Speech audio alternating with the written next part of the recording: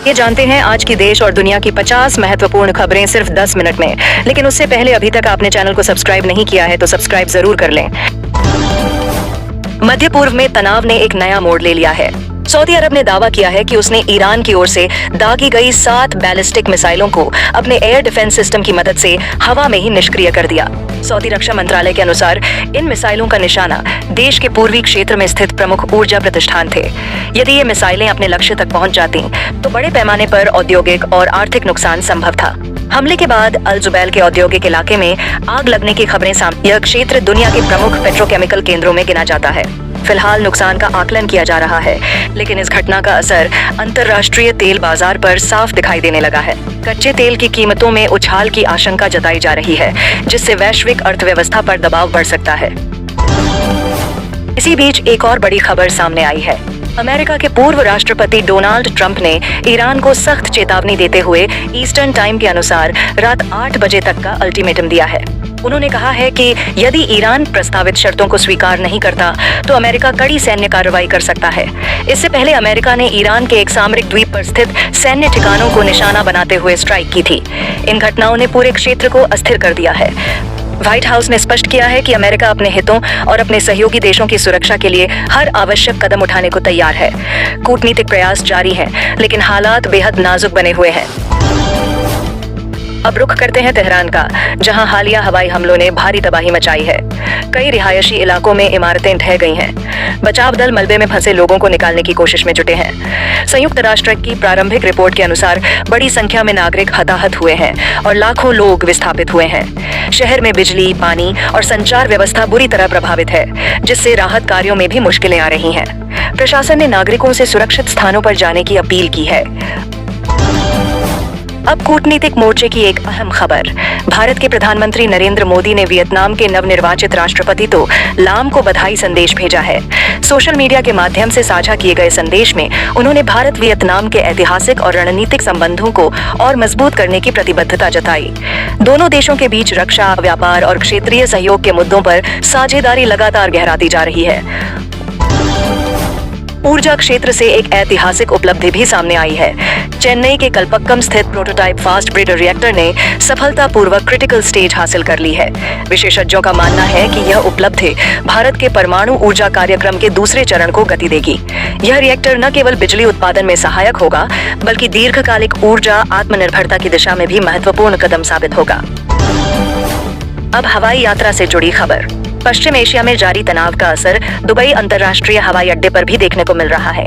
भारत और दुबई के बीच कई उड़ानों के शेड्यूल में बदलाव किया गया है। कुछ एयरलाइंस ने अपनी सेवाएं अस्थायी रूप से निलंबित कर दी हैं। यात्रियों को सलाह दी गई है कि वे एयरपोर्ट रवाना होने से पहले अपनी उड़ान की स्थिति की पुष्टि कर लें। प्रभावित यात्रियों को टिकट रिफंड या यात्रा की तारीख बदलने की सुविधा दी जा रही है। अंतर्राष्ट्रीय कूटनीति के स्तर पर आज संयुक्त राष्ट्र सुरक्षा परिषद की बैठक अहम मानी जा रही है। न्यूयॉर्क में समुद्री सुरक्षा से जुड़े एक प्रस्ताव पर मतदान होना है। यह प्रस्ताव खाड़ी क्षेत्र में जहाजों की सुरक्षित आवाजाही सुनिश्चित करने को लेकर लाया गया है। क्षेत्र में बढ़ते तनाव के कारण वैश्विक समुद्री व्यापार पर असर पड़ रहा है। भारत के विदेश मंत्री ने भी कतर और यूएई के समकक्षों से इस विषय पर चर्चा की है। ईरान के भीतर भी हालात गंभीर हैं। इजरायली सेना ने ईरानी नागरिकों को कुछ परिवहन साधनों से दूरी बनाए रखने की चेतावनी दी है। इसके बाद कई शहरों में रेल सेवाएं रोक दी गई हैं। कुछ महत्वपूर्ण पुलों और सड़कों को नुकसान पहुंचने की भी खबर है, जिससे देश के अंदरूनी लॉजिस्टिक नेटवर्क पर असर पड़ा है। आवश्यक वस्तुओं की आपूर्ति बाधित होने लगी है। अब दक्षिण एशिया से जुड़ी खबर। ढाका में भारत और बांग्लादेश के वरिष्ठ नेताओं के बीच शिष्टाचार मुलाकात हुई है। बैठक में द्विपक्षीय संबंधों को और सुदृढ़ करने, व्यापार बढ़ाने और क्षेत्रीय सुरक्षा सहयोग पर चर्चा हुई।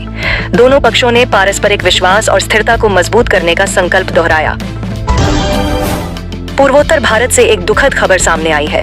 मणिपुर में हुए एक विस्फोट में 2 बच्चों की जान चली गई। घटना के बाद राज्य सरकार ने उच्च स्तरीय बैठक बुलाई है। सुरक्षा एजेंसियां आरोपियों की तलाश में जुटी हैं और क्षेत्र में तलाशी अभियान चलाया जा रहा है। सरकार ने पीड़ित परिवारों को सहायता देने की घोषणा की है और लोगों से शांति बनाए रखने की अपील की है। न्यायपालिका से जुड़ी महत्वपूर्ण खबर भी सामने आई है। सुप्रीम कोर्ट ने निर्वाचन आयोग को निर्देश दिया है कि एक राज्य की पूरक मतदाता सूची में सत्यापित नामों को समय सीमा के भीतर जोड़ा जाए। अदालत ने कहा कि लोकतंत्र में प्रत्येक पात्र नागरिक का मताधिकार सुनिश्चित किया जाना आवश्यक है। पूर्व एशिया में जापान की रक्षा नीति में संभावित बदलाव को लेकर भी चर्चा तेज है। रिपोर्ट्स के मुताबिक जापान सरकार हथियार निर्यात नीति में ढील देने पर विचार कर रही है। इस पर चीन ने आपत्ति जताई है। विश्लेषकों का मानना है कि यह कदम क्षेत्रीय सुरक्षा समीकरणों में बड़ा बदलाव ला सकता है। अब देश की जनता से जुड़ी राहत भरी खबर। पेट्रोलियम मंत्रालय ने स्पष्ट किया है कि देश में पेट्रोल, डीजल और एलपीजी की आपूर्ति सामान्य है। अंतर्राष्ट्रीय बाजार में उतार चढ़ाव के बावजूद भारत के पास पर्याप्त भंडार मौजूद है। सरकार ने लोगों से अफवाहों से दूर रहने की अपील की है। और अंत में पाकिस्तान से एक दुखद खबर। उत्तर पश्चिमी क्षेत्रों में लगातार हो रही भारी बारिश ने तबाही मचा दी है। मकानों के गिरने और बाढ़ जैसी घटनाओं में दर्जनों लोगों की मौत हो चुकी है, जिनमें बड़ी संख्या में बच्चे शामिल हैं। राहत और बचाव दल प्रभावित इलाकों में काम कर रहे हैं, लेकिन खराब मौसम के कारण कठिनाइयां बनी हुई हैं। प्रशासन ने आपातकाल की घोषणा की है और जरूरत पड़ने पर अंतर्राष्ट्रीय सहायता लेने के संकेत दिए हैं। ऐसे ही ताज़ा अपडेट खबर पाने के लिए बने रहिए हमारे YouTube चैनल तेज अपडेट के साथ और चैनल को सब्सक्राइब अवश्य कर ले। धन्यवाद।